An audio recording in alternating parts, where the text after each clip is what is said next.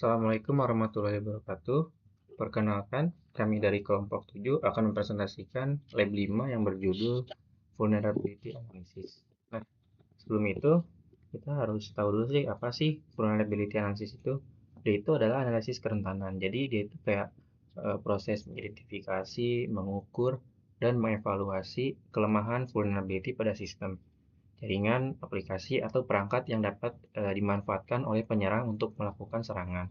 Nah, dalam vulnerability analysis juga, dia dibagi menjadi dua, yaitu ada known dan unknown. Nah, kita masuk aja langsung. Yang pertama itu ada vulnerability menggunakan Nmap.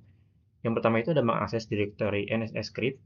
Nah, perintah di sini tuh digunakan untuk berpindah ke directory yang berisi kumpulan script NSE. Pada tahap ini juga dilakukan pindahan directory ke menggunakan perintah. Nah, yang pertama itu ada melihat daftar NSS script. Nah, setelah masuk ke directory, dilakukan pengecekan isi folder untuk melihat script NSE yang tersedia. Dari hasil yang ditampilkan, terdapat berbagai script dengan fungsi yang berbeda-beda. Beberapa script digunakan untuk mendeteksi kerentanan berdasarkan CVE tertentu. Lalu yang kedua itu ada menjalan NSE script kategori authentication. Nah, script authentication itu pada tahap ini itu dilakukan pemindaian terhadap target dengan alamat IP, nah menggunakan Nmap dan NSA script kategori out. Nah, karena kita menggunakan IP milik kita sendiri, maka kita harus melihat IP yang kita gunakan menggunakan metasploitable. Nah, dan bagaimana sih cara kita mengetahui IP address kita dengan menggunakan metasploitable? Yang pertama itu dengan menggunakan perintah ifconfig dengan menyesuaikan perintah masing-masing. Lalu perintah script out digunakan untuk menjalankan kumpulan script NSE yang berhubungan dengan proses autentikasi dan enumerasi akun pengguna pada layanan yang tersedia di target. Nah, sedangkan perintah min_ss itu digunakan untuk melakukan TCP scan guna mengidentifikasi port yang terbuka tanpa membangun koneksi TCP dengan penuh. Lalu yang selanjutnya itu ada hasil deteksi kredensial pada layanan Apache Tomcat. Nah, hasil pemindaian ini menggunakan NSS script menunjukkan bahwa Nmap berhasil menemukan kredensial yang valid pada layanan Apache Tomcat yang berjalan pada port 8180. Lalu yang selanjutnya itu ada verifikasi hasil temuan. Nah, setelah Nmap menemukan kredensial valid Tomcat, dilakukan verifikasi dengan mengakses layanan Apache Tomcat melalui browser pada alamat. Nah, dan ketika dibuka itu lalu tekan Tomcat Administration untuk masuk ke admin. Lalu yang selanjutnya itu ada menu administration. Nah, pada halaman utama terdapat menu Tomcat Administration yang digunakan untuk mengelola konfigurasi server Apache Tomcat. Menu ini umumnya hanya dapat diakses oleh administrator yang memiliki kredensial yang valid. Dan kita login sebagai admin.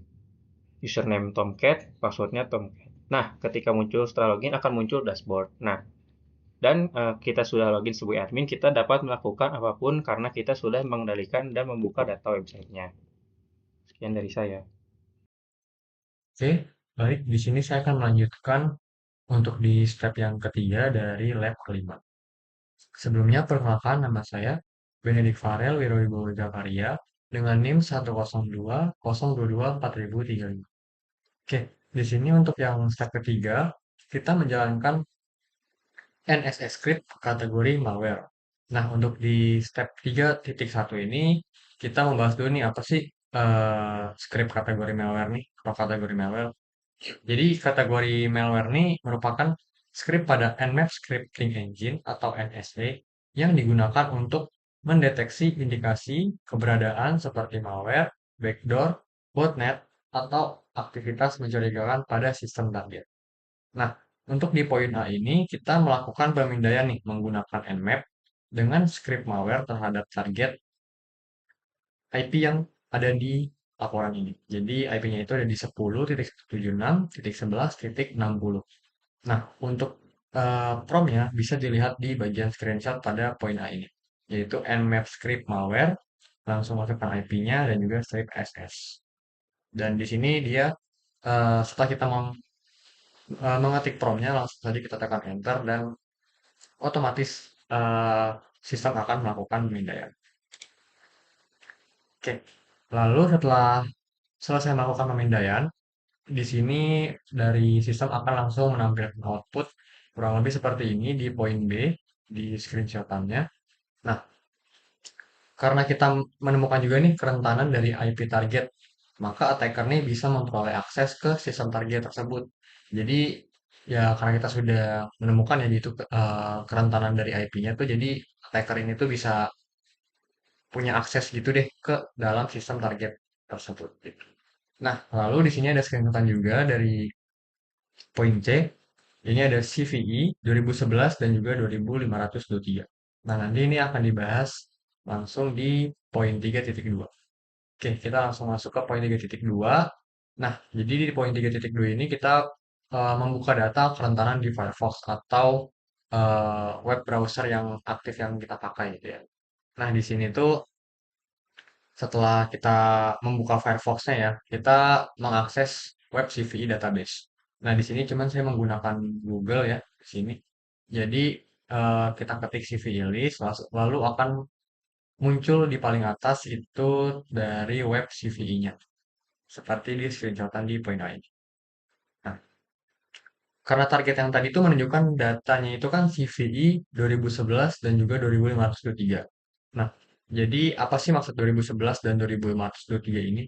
Jadi untuk yang 2011 ini itu merupakan tahun kerentanan dipublikasikannya. Nah, lalu untuk yang 2523-nya ini itu dia merupakan nomor identifikasi unik dari kerentanan tersebut. Bisa dilihat juga di screenshotan di poin B. Lalu di sini dari CVE ya, saya menjelaskan jadi singkatannya itu adalah Common Vulnerabilities and Exposure. Mungkin sekian dari saya untuk menjelaskan poin 3. Terima kasih. Lalu selanjutnya nomor 4 menjalankan NSS script kategori banner.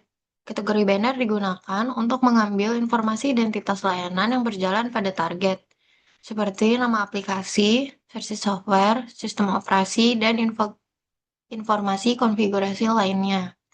Lalu cara menjalankannya, perintah banner ini menggunakan nmap strap script banner, lalu ini targetnya, lalu strip S kapital. Lalu untuk menjalankan perintah search ploit dengan memasukkan data API menggunakan search ploit VSFTP di 2.3.4. Lalu akan menampilkan ini. Ada pad-nya. Lalu yang kelima, menjalankan NSS script port FTP. Script FTP script unknown.nsa ini berfungsi untuk memeriksa apakah server FTP mengizinkan anonymous login tanpa akun yang sah. Di sini menjalankan perintahnya menggunakan FTP, lalu IP targetnya. Lalu di sini outputnya kita harus memasukkan nama anonymous, lalu passwordnya bebas.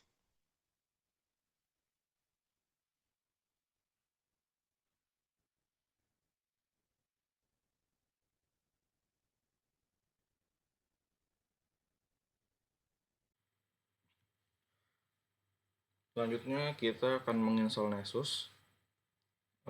Langkah pertama kita cari di Google atau di web browser lainnya dengan memasukkan kata kunci Nessus download.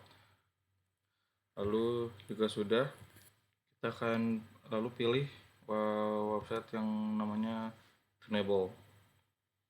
Jika sudah, kita masuk ke bagian downloadnya. Nah, nanti dia akan diminta dua hal, versionnya dan platformnya. Lalu versionnya kita akan pilih yang 10.12.0, yang platformnya kita pilih yang Linux.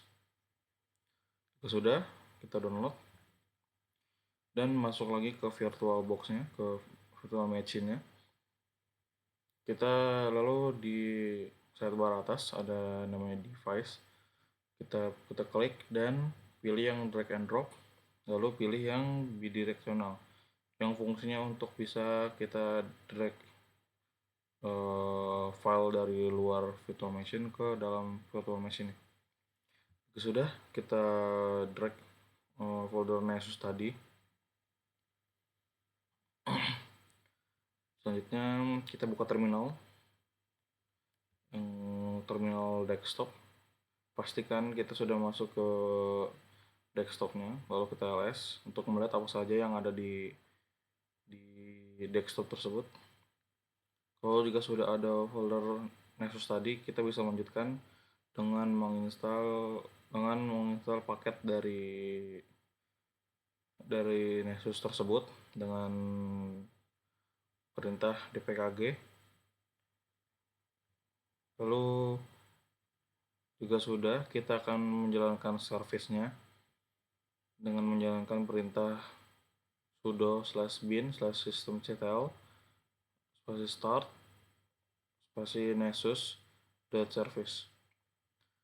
Lalu kita menuju ke Firefox dengan memasukkan link yang ada IP-nya dan port 8834, port dari Nessus tersebut. Lalu juga sudah, kita akan masuk ke bagian Nessusnya. Lalu di bagian register ada pilihan.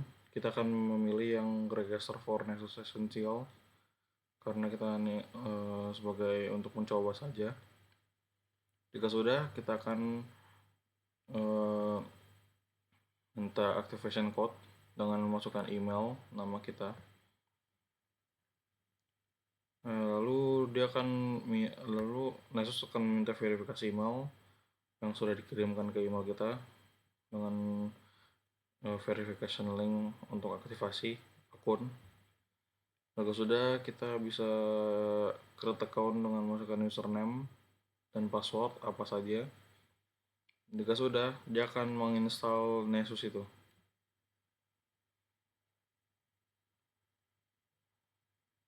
Oke, sekian dari saya. Terima kasih. Assalamualaikum warahmatullahi wabarakatuh. Perkenalkan, nama saya Muhammad Rafal Hilman dari kelas SI 4806 dengan NIM 1020224165. Dalam kesempatan kali ini, saya akan menjelaskan bagaimana kita menggunakan Nexus sebagai alat untuk mengeksploitasi dalam mata kuliah keamanan sistem informasi. Nah, yang pertama, saya akan menjelaskan Nexus tersebut.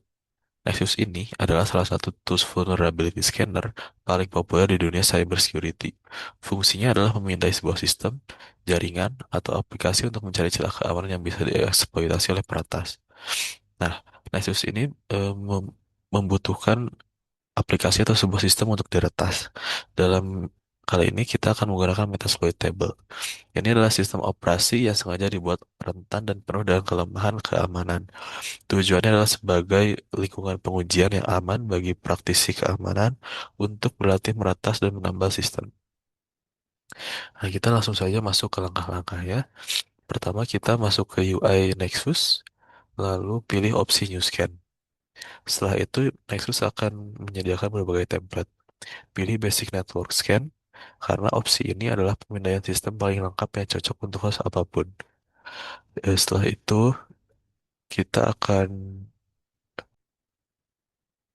Setelah itu kita masuk ke page masukkan data yang ada di general. Nah, ini untuk namanya mengikuti kita, deskripsinya opsional juga. Untuk foldernya sesuaikan juga. Untuk targetnya ini sesuaikan dengan IP target yang akan kita eksploitasi. Lalu setelah itu kita masuk ke bagian discovery. Nah, di sini kita pilih common parts. Ini menginstruksikan Nexus untuk mencari pintu masuk atau port yang umum terbuka di sistem target. Lalu untuk assessment, pilih scan for non-web vulnerability. Nah, ini untuk eh, fokus mencari celah spesifik pada layanan web. Lalu pada bagian report tidak usah di eh, apa-apakan. Lalu di bagian advanced kita biarkan jadi default, lalu pencet save.